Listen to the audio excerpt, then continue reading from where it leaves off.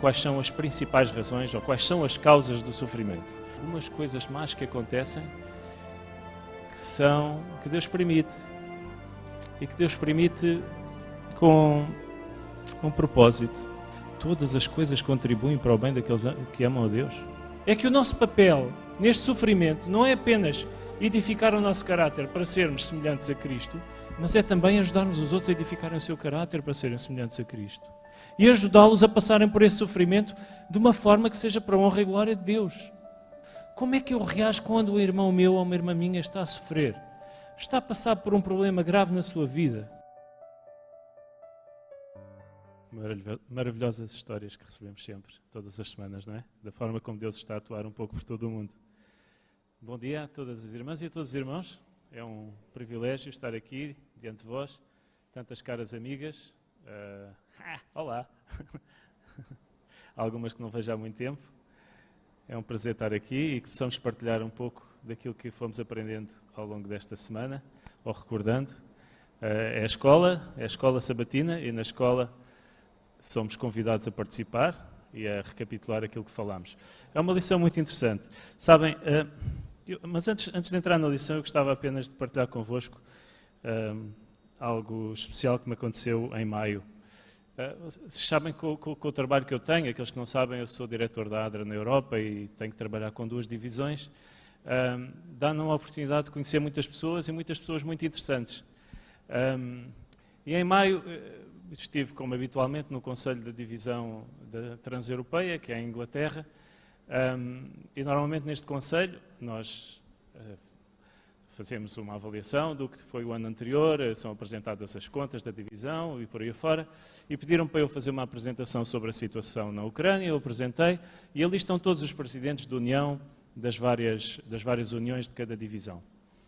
E eu normalmente aproveito para falar com eles sobre os diretores, ou sobre as coisas, como é que as coisas estão a correr em cada país, com a ADRA, por aí fora, e há alguns com quem eu falo mais do que com outros. Há uns com quem eu falo pouco, e normalmente aqueles com quem eu falo pouco são aqueles onde não existe uma ADRA. E neste conselho em especial, o presidente da Associação da Islândia, que é um campo que está diretamente ligado à divisão, estava lá e ele disse: olha, eu gostava de falar contigo porque queríamos abrir lá um escritório da ADRA e podíamos falar, mas o dia foi muito agitado, muitas reuniões atrás uma da outra e nós nunca tivemos a oportunidade para conversar um com o outro. Eu nesse dia não ia regressar a Bruxelas porque tinha que ir a Florença, então tive que apanhar um comboio que atravessava Londres inteira e que demorava cerca de 1h30, porque ia para o aeroporto de Gatwick, que é no sul, e eu estava no norte. Bom, e quando estou na estação de comboio, quem é que está lá? Está lá este presidente da associação. O nome dele é Anthony Gavin, ou Gavin Anthony, é ao contrário. E ele estava ali na estação e disse: olha, ainda bem que nos encontramos aqui, não podemos conversar, vamos conversar agora na viagem. Muito bem, e sentámos ao lado um do outro. A conversa sobre a ADRA foi muito rápida, ele queria abrir um escritório lá e estava-me a perguntar como é que isso funcionava, mas depois começámos obviamente a falar sobre a situação na Ucrânia, como eu sou diretor da ADRA e tenho estado responsável por essa resposta, estivemos a falar e a conversa dirigiu-se para o sofrimento, que as pessoas sofrem muito e que existe muito sofrimento neste mundo, e depois o que ele me diz foi: por sinal, eu sou o autor das lições da Escola Sabatina do próximo trimestre, que são sobre o sofrimento. Então, como devem imaginar, a conversa a partir daí ainda se tornou mais interessante. E porquê é que eu vos estou a contar esta história? Pelo que vou dizer a seguir. Não é? Obviamente o encontro-me com tantas pessoas, temos muitas coisas a falar sempre, mas o que foi interessante da conversa foi a razão pela qual ele escreveu um livro sobre este assunto e escreveu estas lições. E era isso que eu gostava de partilhar um bocadinho com os irmãos esta manhã, antes de entrarmos propriamente na lição. Porquê é que ele escreveu uma lição sobre o sofrimento? Em primeiro lugar, devo dizer-vos que isto não é a primeira vez que estas lições são publicadas. Eu não sei se repararam, mas aqui há uns, 10 anos, por aí, houve um trimensário cujo nome era à prova de fogo, ou na prova de fogo, ou no fogo da provação, qualquer coisa assim, e era exatamente a mesma coisa e era escrito pela mesma pessoa. Portanto, ele tinha-me dito, a primeira coisa que ele me disse foi, olha, fiquei muito surpreendido porque me pediram para publicar outra vez as lições, fiquei contente, ainda bem, quer dizer que gostaram. E depois ele então contou-me porque é que escreveu estas lições. Ele estudou em Newbold e quando estava a terminar os seus estudos, ainda antes de se tornar pastor, pediram-lhe para ele ir para a Albânia como missionário durante 4 meses. A Albânia tinha acabado de sair de um regime muito duro comunista, tinha ido lá de uma equipa de evangelistas, tinham pregado a mensagem e tinham batizado cerca de 100 pessoas, mas a administração da igreja ainda não tinha ninguém para mandar para lá para ser o responsável do campo, então pediram a este estudante para ir para lá durante 4 meses e ficar responsável provisoriamente. E quando ele chegou lá, ele viu os grandes desafios, as grandes dificuldades, a forma dura como as pessoas tinham sofrido durante aquele regime ditatorial, durante aquela ditadura comunista. E a razão pela qual ele escreveu as lições, ele diz que é porque encontrou uma senhora em particular, na casa dos 70 anos, que lhe contou a história da sua vida. E que quando começou aquele regime, eles eram pessoas crentes, adventistas do 7º dia, e tinham sido proibidos de o ser. Não podiam adorar a Deus. Não podiam estar na igreja como nós estamos aqui hoje. Não podiam, simplesmente era proibido, eram perseguidos. E aquele pequeno grupo que estudava a Bíblia decidiu fugir para a Grécia, atravessar a fronteira, ir procurar um lugar mais seguro. E no dia em que eles decidiram ir, saíram durante a noite, sorrateiramente, aquela senhora, o seu marido, os seus filhos e mais algumas pessoas com eles. E quando chegaram perto da fronteira, a polícia estava à espera deles. E apanhou-os, e prendeu-os, e não os deixou passar. E o Anthony dizia-me, o sofrimento daquela mulher e aquilo por que ela passou é extraordinário. Ela esteve 18 meses fechada num espaço de 1 metro quadrado. Não conseguia deitar-se para dormir. Não se conseguia levantar apropriadamente. Não conseguia, tinha uma janelinha pela qual às vezes via os filhos que a vinham visitar e dizer adeus ao longe, e ela só via que eles estavam desnutridos, com farrapos, que não tinham ninguém para tomar conta deles. O marido estava num campo de concentração e levava tareia quase todos os dias. Sobretudo quando? Ao sábado, quando ele dizia que não queria trabalhar. E o tratamento era tão bom que aquele senhor acabou por falecer. E aquela mulher esteve ali durante 18 meses, fechada. E já tinha passado algum tempo, passados os 18 meses ela foi solta, fez a sua vida, isto já tinham passado alguns anos, e aquela senhora estava agora na casa dos 70 anos, e estava a contar esta história ao Gavin, e disse-lhe, porquê é que eu tive que passar por isto? Porquê é que isto teve que acontecer na minha vida? A única coisa que eu estava a fazer era ser fiel a Deus. E o autor das lições desta semana, ou deste trimestre, ele deu-lhe as respostas habituais que os teólogos dão, leu alguns textos bíblicos, a senhora encolheu os ombros e disse, pois, eu conheço esses textos todos, foi à sua vida, e ele ficou frustrado com ele próprio porque ele não conseguiu dar uma resposta apropriada àquela senhora. E ele diz que, naquele momento, ele fez uma oração ao Senhor. E depois ele disse-me assim, olha, sabes, temos que ter muito cuidado com aquilo que pedimos a Deus. E a oração que ele fez ao Senhor foi, olha, ajuda-me a perceber esta coisa do sofrimento, que é para eu um dia poder escrever um livro sobre este assunto e ajudar as pessoas. E a forma que Deus teve, bom, ele não me contou pormenores da vida dele, mas o que ele me disse foi que a forma que Deus teve de lhe ensinar como é que funciona esta coisa do sofrimento foi fazendo passar por muito sofrimento ao longo da sua vida. O pouco que eu sei dele é que ele é presidente na Islândia, e a Islândia não é propriamente o país mais fácil da Europa, é um país muito frio, as pessoas são muito duras, são muito frias, são muito conflituosas, é uma ilha, muito poucos habitantes, e ele, pelo que sei, tem passado ali alguns tempos difíceis, mas mesmo antes disso terá passado alguns sofrimentos. Mas o que é certo é que, pela graça de Deus, Deus respondeu-lhe à oração e ele foi capaz de estudar este assunto, meditar sobre este assunto, e pela graça de Deus temos este trimensário para falar sobre este assunto. E esta semana foi exatamente nesse sentido.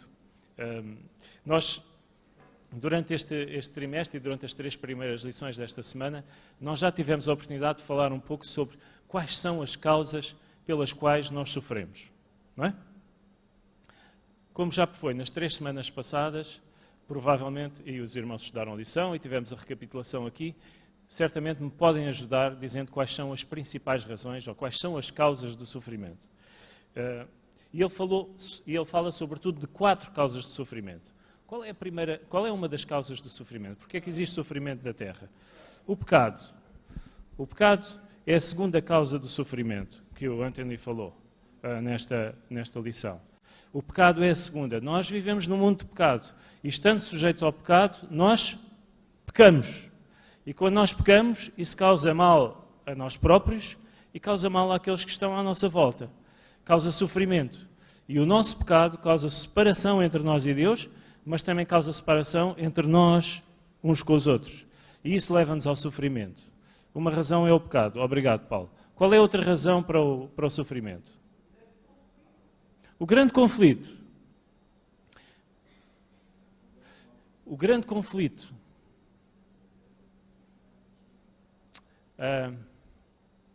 A principal razão pela qual existe sofrimento é Satanás. É aquele que é responsável pelo grande conflito, não é verdade? É Satanás e os seus anjos. Quando nós vemos pessoas que sofrem, que não fizeram mal nenhum para sofrerem aquilo, mas estão a sofrer, ou que ninguém lhes causou aquilo, mas que têm esse sofrimento, é a ação direta do mal. Porque nós vivemos no mundo de pecado. Quer queiramos, quer não, infelizmente é assim. E por isso estamos sujeitos ao mal. O mal existe e reina neste planeta. Infelizmente é assim. O mal, enquanto Cristo não voltar, reina neste planeta. E por isso, neste grande conflito, nós temos este papel especial de sermos representantes do céu, mostrando que há uma forma alternativa de vida, que não é o mal, mas que é o bem. Ok, 2 razões. Primeira, eu vou começar por aquela, que é a primeira. Satanás é a principal razão de sofrimento, e os seus anjos, as suas hostes. O pecado em nós, o pecado entre nós. Mais alguma razão que falamos? As outras 2 são muito complicadas para mim perceber. Alguém quer falar? Não? As outras 2 são muito complicadas para mim perceber. Eu devo dizer-vos que tenho uma luta muito grande com isto. Então ontem eu estava a pensar, estava a falar com a minha cunhada, que ela vai passar a lição no Funchal, e estávamos a falar sobre este assunto, e para mim é muito difícil que haja mal que possa ser causado por Deus. Porque Deus é o Senhor do bem. Deus é o Criador de tudo o que é bom. Mas, pelo que nós fomos estudando ao longo das lições desta semana, há algumas coisas más que acontecem que Deus permite. E que Deus permite com um propósito. E é sobre isso que falámos esta semana. Qual é o propósito de algumas das coisas más que acontecem sobre o qual falámos esta semana? Qual é o tema principal da lição desta semana? A purificação. A purificação. E é por aqui que nós vamos avançar hoje. A 4ª lição é para a 4ª razão, é um pouco ligada a esta, mas é a história da vinha. Sabem? João capítulo 15. A poda. Às vezes Deus tem que podar algumas coisas em nós, tirar o que é mau, e nós sofremos porque nós naturalmente somos pecadores. E cada vez que nos é tirado alguma coisa que nós gostamos e que é mau, isso custa. E outro processo, que é o de enxertia, de colocar alguma coisa em nós que é bom, também custa. E este processo da poda e da enxertia muitas vezes causa sofrimento em nós. essa é a quarta razão, penso que vamos falar sobre ela nas lições para a frente. Mas vamos nos focar nesta terceira, que foi aquela que falámos esta semana. O Filipe falou da purificação, não é? Força, Filipe. Antes de entrarmos propriamente na lição, apenas para recordar um pequenino detalhe. O causador disto tudo, já disseste, e muito bem, é Satanás. Mas o interessante, se isso é interessante, é que nem mesmo os anjos maus se entendem uns com os outros. Aquilo é tão mau, que nem eles próprios que estão a trabalhar para o mal conseguem se entender entre eles. Eles conseguem até estar em dissensão uns com os outros. Portanto, o mal, quando está enraizado em nós, é de tal forma que não temos percepção de que estamos a cometer o mal. Quando entramos nesta fase, pode ser muito mais difícil, ou antes, o cadinho provavelmente precisa de ser mais ainda aquecido, de forma a poder purificar. É verdade. E já agora, não sei se devia dizer isto, porque nem sequer está na lição, mas pronto, é mais um parênteses.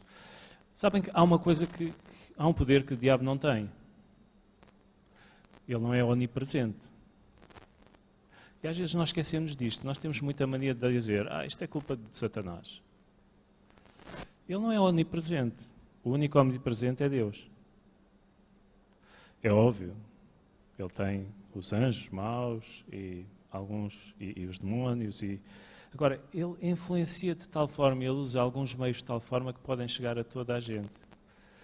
E, portanto, cada vez que nós nos sujeitamos a contemplar, a apreciar e a deixar que algumas coisas tenham acesso à nossa mente, estamos a deixar que, mesmo não sendo onipresente, ele tenha influência sobre nós. E, portanto, temos de ter muito cuidado com as avenidas da alma, com o que vemos, com o que ouvimos, com o que sentimos, porque é muitas vezes esse tipo de sentimentos que ele utiliza para nos levar ao pecado. Mas isto é um pequeno parênteses. Sim, Marco, força.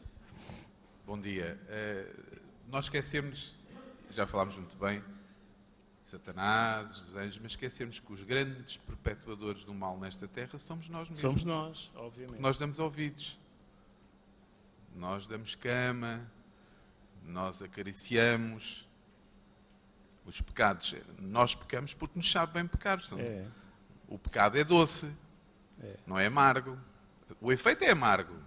Portanto, e nós somos assim, portanto, nós somos os grandes perpetuadores do mal. É verdade. Quando dizias que eram os anjos de Satanás, os demónios, eu penso que nós somos nós, quando falo de nós, humanidade, somos os grandes perpetuadores do mal. O diabo tem costas largas. É fácil culpá-lo, quando a culpa muitas vezes é nossa. Mas nós estamos a desviar um bocadinho da lição desta semana. Sim, Filipe, força. Pequeno reforço. Ao dizer que um sítio onde Satanás não pode mexer é na nossa vontade. E se deixamos que a nossa vontade esteja ao dispor do inimigo, seguramente, muito facilmente, ele nos consegue desviar daquilo que Deus quer. E a única coisa que Deus quer é exatamente a nossa vontade. Ele não pede muito. Dá-me, filho meu, o teu coração, a tua vontade. E a partir daí ele faz de nós aquilo que bem quer e que é o nosso bem. Não só bem quer, como é o nosso bem. Então vamos pegar aí, Filipe. O que Deus quer é o nosso coração. Agora, força, Neuza. Desculpem, só estando aqui um bocadinho a apanhar todo este discurso, e há pouco estavas a dizer que estávamos a afastar da lição, mas puxando um bocadinho para a lição. É natural os anjos não se entenderem e nós próprios, e puxando para nós, não nos entendermos, os anjos de Satanás, quando se toca no primeiro assunto da lição de domingo, que é a imagem. Sim. A queda foi pela imagem, se bem nos lembramos, e se aquele de quem nós falamos, detentor e responsável pelo pecado, se caiu, foi pela sua imagem. Não olhou para a imagem de Cristo, mas para a sua própria imagem. E é o que acontece em cada um de nós, inclusive quando todos nós desenvolvemos as nossas missões, inclusive nos nossos projetos, perdemos o foco e olhamos para as nossas potencialidades, para a nossa imagem, e porque é bom, e como o Marco há pouco estava a dizer, é doce, a vitória é doce, sobretudo quando sentimos que é nossa. A outra coisa que há pouco falaste e muito bem, que tem a ver com se Deus permite ou não permite o pecado, porque Deus não é Ele que origina o pecado, mas que pode permitir, que é o caso que também tocado na lição de Jó. Deus permitiu que Jó fosse testado até ao último minuto, até perder tudo, porque tinha a certeza de uma coisa que ele continua a ter a certeza em cada um de nós, desde que a gente não se afaste dele. Obrigado. É exatamente aí que eu gostava de pegar. Então qual é o principal desejo de Deus para nós? Salvar-nos. Se nós perdemos esta imagem, é sem dúvida salvar-nos. mas vamos pegar um bocadinho naquilo que a Neuza disse. Se nós perdemos esta imagem de Deus com a qual fomos criados, se o pecado nos levou a deixarmos esta imagem de Deus, e o Paulo há bocadinho quando falava do verso áureo, estava a falar do refletir esta imagem como por espelho, não é? Se nós perdemos esta imagem, qual é o principal objetivo que Deus tem para cada um de nós? É restaurar novamente esta imagem, não é verdade? E por isso seremos salvos, obviamente. O principal desejo de Deus na nossa vida, e eu tento, mesmo, e aqui peço desculpa por falar um bocadinho voltar um bocadinho atrás e falar um bocadinho sobre o trabalho que Deus tem pedido que faça nestes últimos anos. Uma das principais razões pelas quais eu trabalho para a ADRA, ou a principal, é esta. É porque eu acredito que nós, como igreja, temos um papel a desempenhar quando Deus nos chama a restaurar a imagem de Deus nos indivíduos. E por isso, quando alguém está a sofrer, é a minha missão estar com essa pessoa e ajudá-la a deixar de sofrer. O principal objetivo de Deus para nós é que nós não reflitamos a imagem do pecado, mas que possamos refletir a imagem de Deus. O exemplo é fantástico, o exemplo que vem na lição de sábado, daquela senhora que na Índia foi visitar um ourives. E ela perguntou ao ourives, olha, quando é que vai deixar de aquecer? Isso parece que já está bom. E o que é que ele responde? Eu só vou parar de aquecer a fornalha quando eu vir a minha imagem refletida no ouro. E por isso às vezes nós temos que passar por estas fornalhas para que Deus possa ver a sua imagem refletida em nós. Força, Hélia. O nosso processo de crescimento espiritual, ou de santificação, ou de purificação, como nós quisermos chamar, é um bocadinho como as crianças a crescerem, e Deus é o nosso Pai. E a comparação de Deus com o Pai é uma comparação realmente maravilhosa. Porque, sei lá, por exemplo, a minha Ana, 14 meses, Ana, não faças isto, Ana, não faças isto. Ela olha e vê. Dentro daquilo que é razoável e que é seguro, às vezes temos de deixar fazer, mesmo que saibamos que ela vai tropeçar, vai cair, vai esfolar o joelho, porque às vezes só dá para aprender assim. E este é um processo de aprendizagem, podemos chamar-lhe de purificação, com fogo ou sem fogo, mas às vezes nós somos casmurros, mesmo que sejamos pequeninos, e no caminho espiritual é igual. Nós temos de começar desde bebés a crescer até sermos adultos e velhos. E as diferentes fases da vida têm diferentes desafios e temos de aprender também de diferentes maneiras. Permitir e causar são muito diferentes. Eu empurrá-la para ela cair e esfolar o joelho é uma coisa. Eu dizer não faças isso, mas depois deixar que ela faça para que aprenda é muito diferente. Eu tenho, como tu, muita dificuldade em pensar que Deus causa. Eu não consigo acreditar que Deus causa, mas Deus permite. E permite para o nosso bem. Às vezes não é o bem imediato, é o bem maior. Pode não ser o meu bem específico, pode ser o bem da comunidade. É uma visão que não é uma visão de agora, é uma visão larga. É a visão do grande conflito. E a forma como o grande conflito se desenrola na nossa vida, porque isso na realidade é o que está a acontecer na vida de cada um de nós e na vida do nosso planeta. E estando sujeitos a este grande conflito, infelizmente nascemos num mundo de pecado e por isso estamos sujeitos a isso.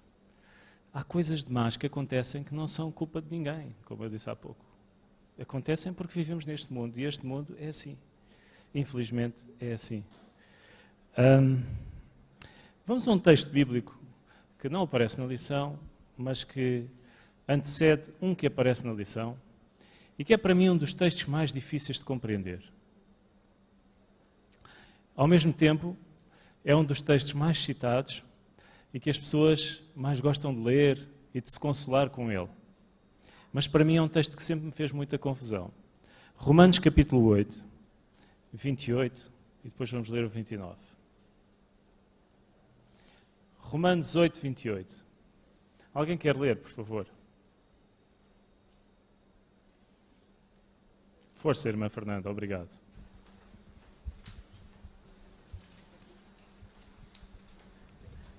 E sabemos que todas as coisas contribuem juntamente para o bem daqueles que amam a Deus, daqueles que são chamados por seu decreto.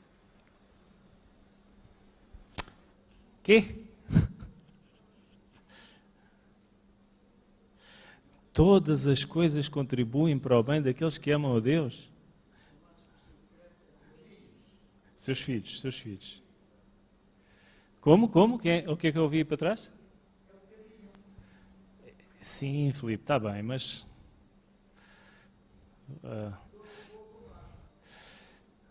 todas as coisas... Quer dizer, quem está em casa tranquilamente e leva com um míssil na cabeça... na Ucrânia isso está a acontecer, igrejas que são destruídas... Há aqui qualquer coisa que não bate certo. Todas as coisas contribuem para o bem daqueles que amam a Deus? Alguém me ajuda aqui? Sim, Filipe. Pastor. Todas boas ou más. Todas boas ou más? Elas são todas boas. Mas para nós podem não ser, não é? Todas as coisas más que nos acontecem contribuem para o nosso bem? Essa é a minha pergunta. Exato. Todas as coisas boas que nos acontecem contribuem para o nosso bem? É verdade isso? Sabemos que a única coisa que poderemos levar para a eternidade é o nosso caráter. Agora, em que ponto está o meu caráter quando a bomba cai e eu estou na igreja ou quando estou lá em casa? Será que a minha relação com Deus nesse momento não é o meu pico alto? Se for, o que é que eu quero mais? Sim, mas se a bomba cai e eu morro, acabou e como é que contribui para o meu bem?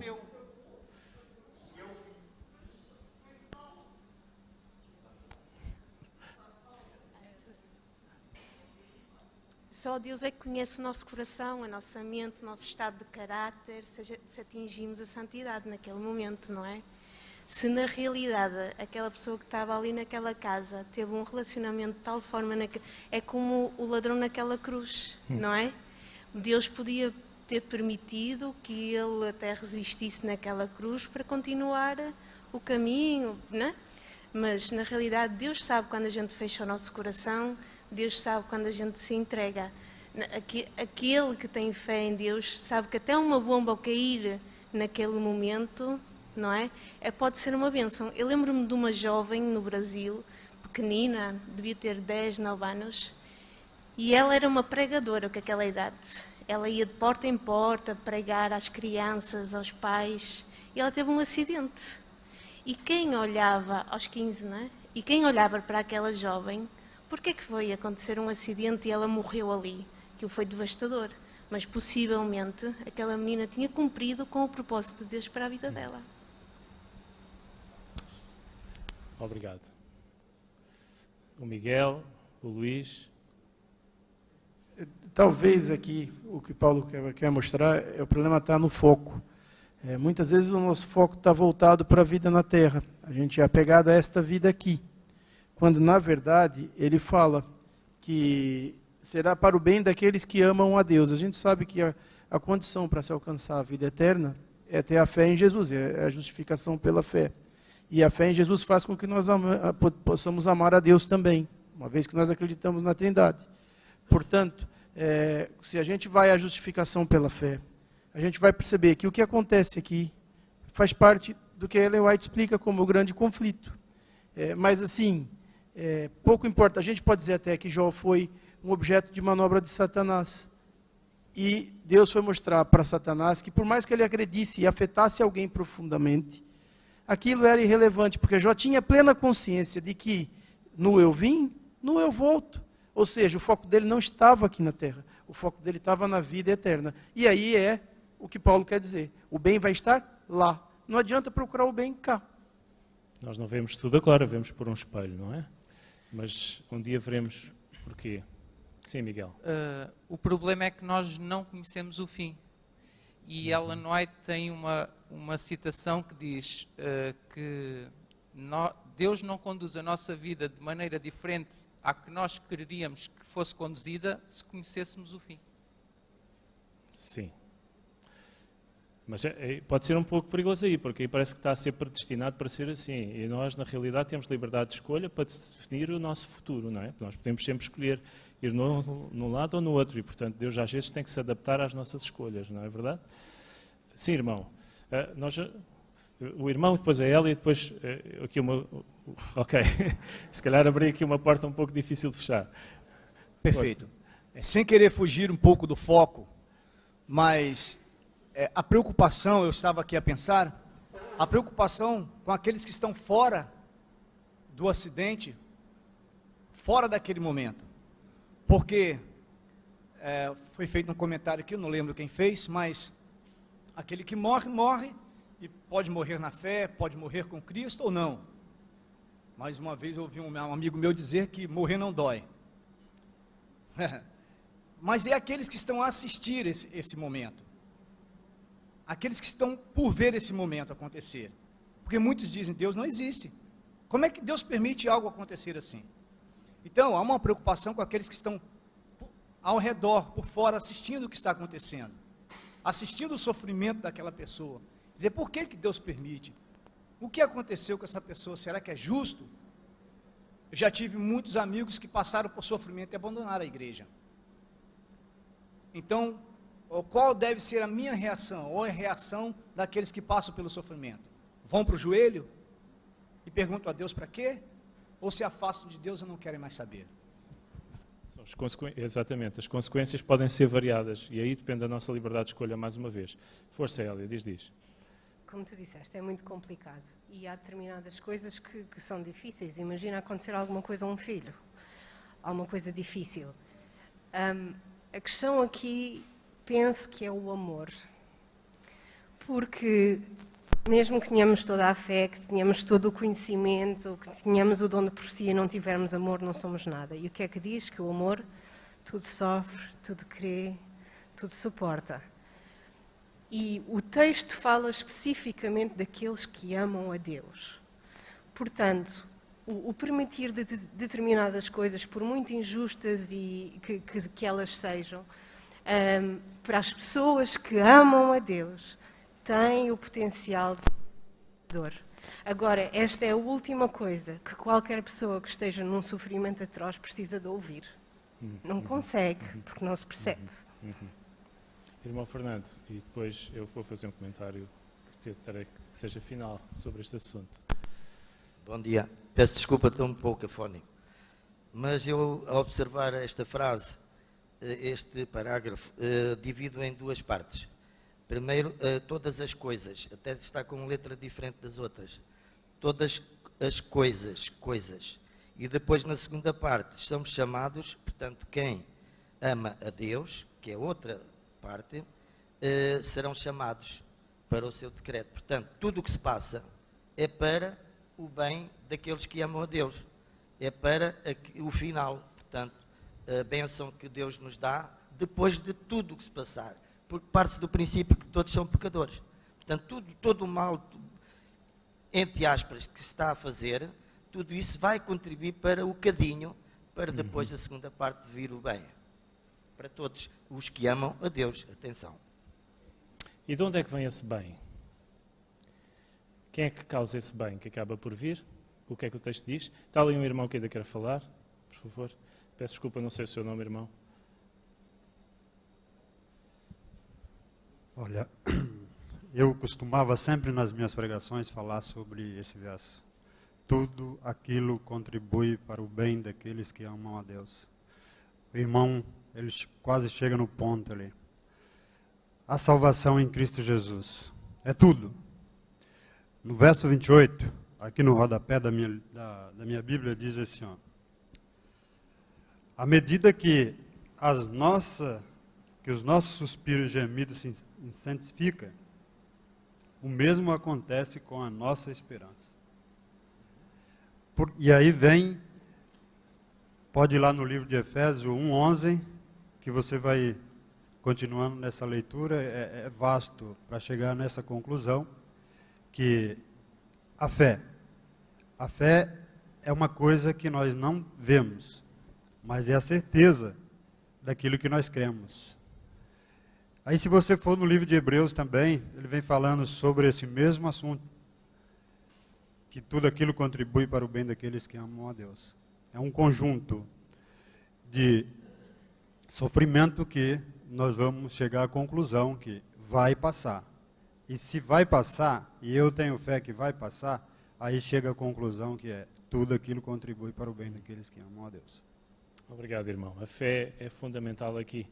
E a fé é um dos aspectos principais da lição desta semana, que faz a ponte entre o sofrimento e a edificação do caráter, que é o propósito que nós vimos esta semana, que é o do sofrimento muitas vezes na nossa vida.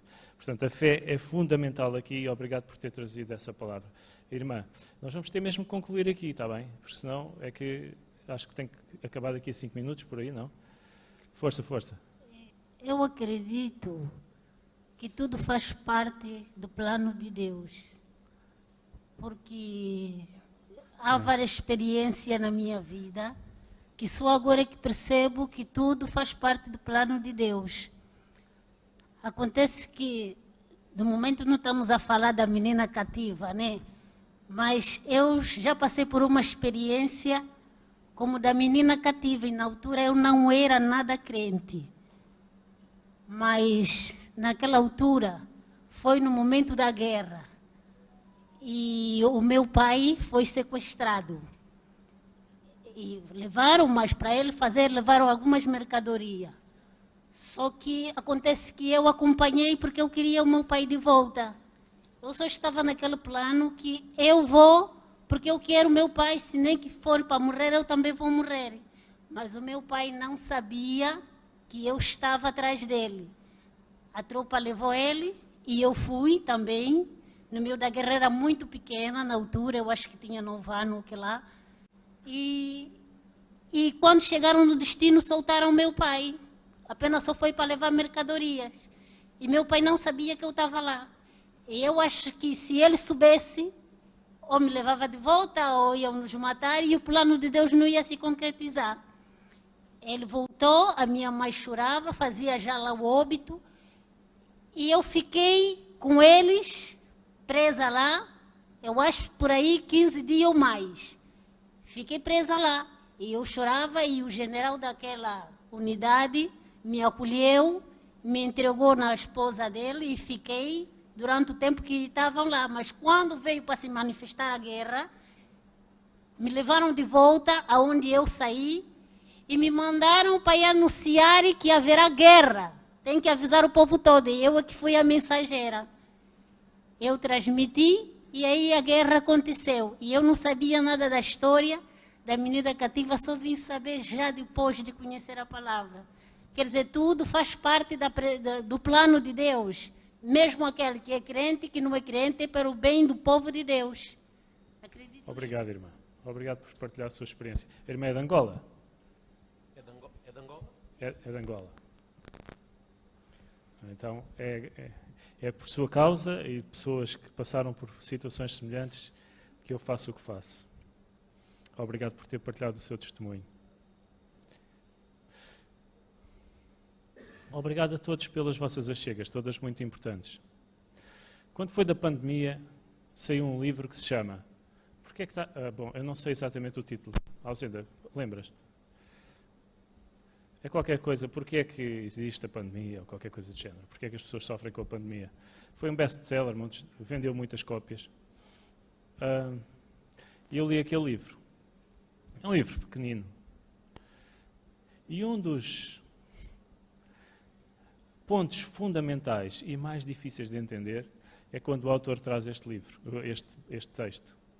Porque no meio deste sofrimento de toda a gente, um pouco por todo o mundo, que estamos todos fechados, ninguém pode fazer nada, montes de gente a morrer, vocês lembram-se no início dos hospitais como é que era, mas como é que tudo isto contribui para o bem daqueles que amam a Deus? Mas como? E o autor diz, temos que olhar para o contexto do texto. Não é uma regra principal, não é? Nós aqui há 2 ou 3 trimestres falámos sobre a Bíblia, como é que estudamos a Bíblia, e um dos pontos fundamentais é olhar para o contexto do texto, não é?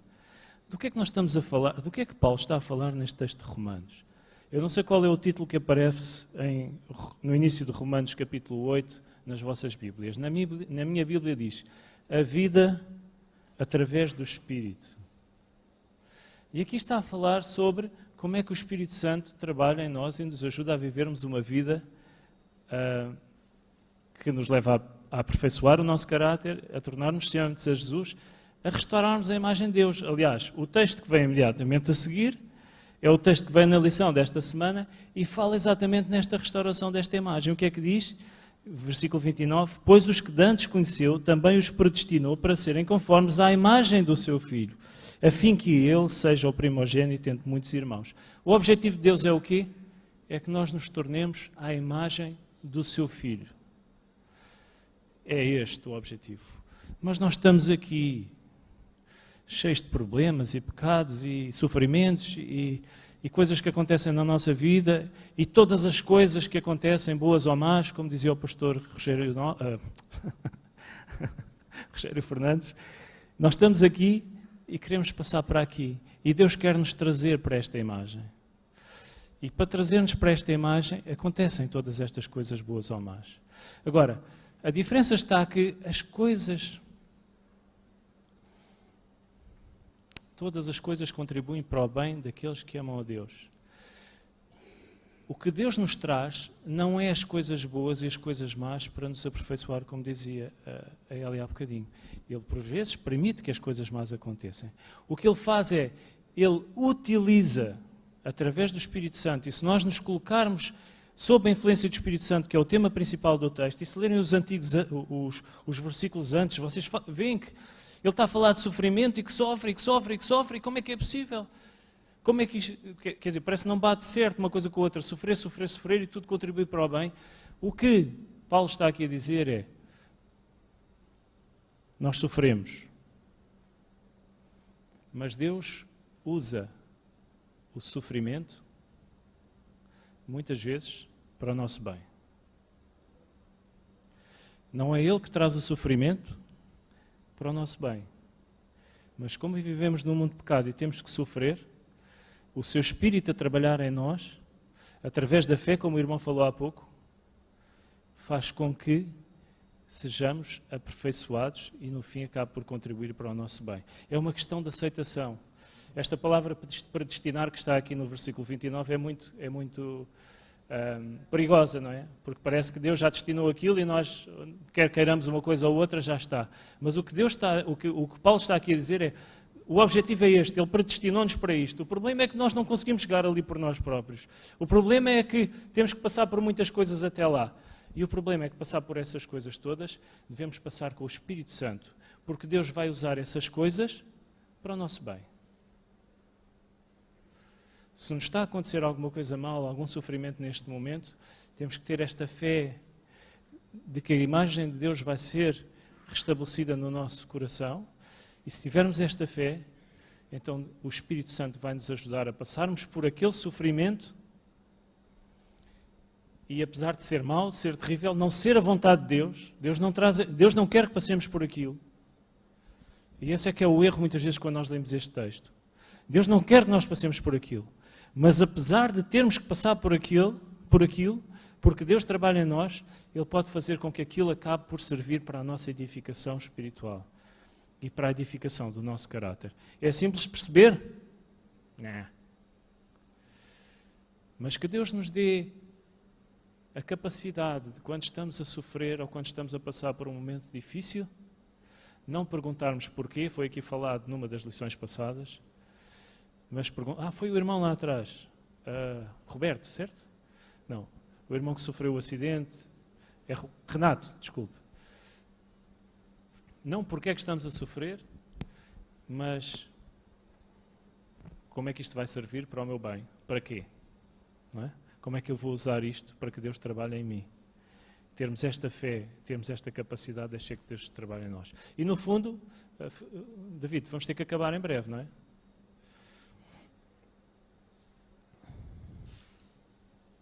Alguém? Quem é que vai falar? Não. Peço desculpa, Vitor. E no fundo, é isso o resumo da lição desta semana. É que este crescimento que Deus deseja que nós tenhamos, muitas vezes vem com dor. Este crescimento de edificação do nosso caráter, e como o Filipe falou há pouco, é a única coisa que nós vamos levar para o céu, este caráter com o qual Ele nos quer ver, e este caráter que se reflete em quê? Já agora vamos só falar aqui um bocadinho da lição de terça-feira.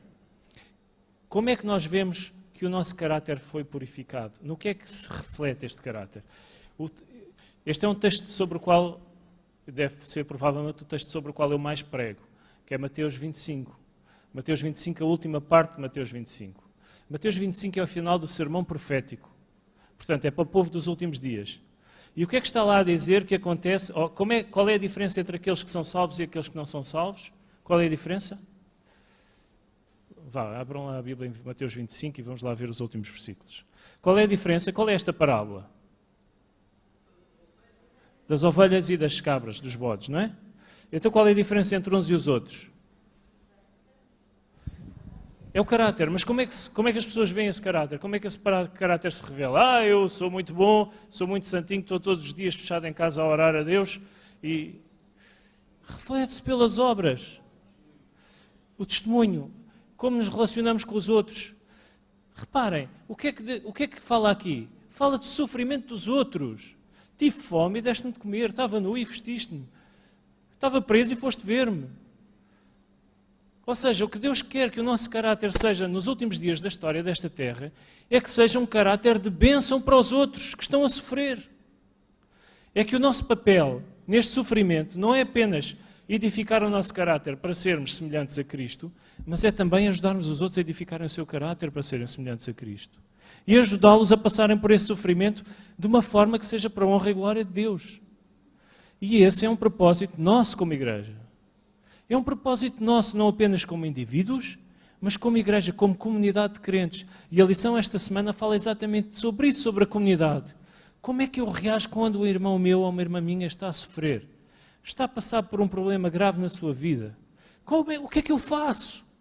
Fico quietinho, tranquilo, eu vou orar por si, irmão. Ou interesso-me verdadeiramente e tento apoiar e ajudar, às vezes simplesmente dando o ombro para chorar. Como comunidade de fé, Deus colocou-nos aqui para sermos um alívio para o sofrimento dos outros.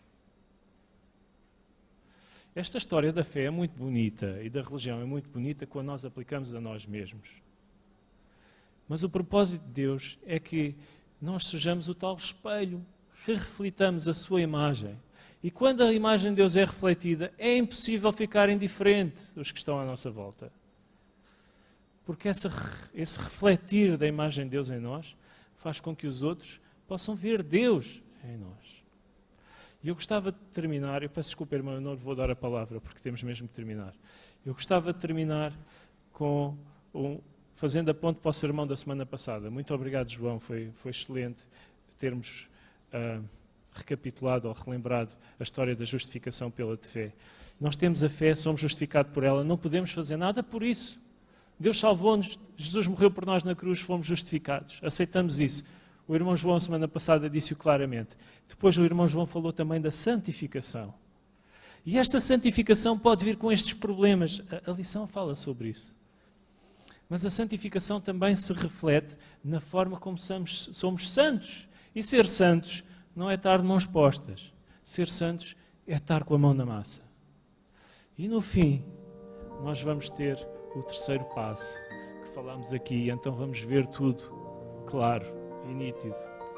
Não sei se vamos perceber o porquê, nem sequer sei se nos vamos interessar por saber o porquê. Mas vamos saber que tudo teve um propósito. E essa é a fase da glorificação. Quando Jesus voltar, e no céu não haverá mais dor, nem lágrimas, nem pranto, nem sofrimento, porque todas essas coisas já passaram. Que Deus nos ajude a termos o nosso caráter preparado para essa gloriosa vinda de Jesus. É a minha oração esta manhã. Amém.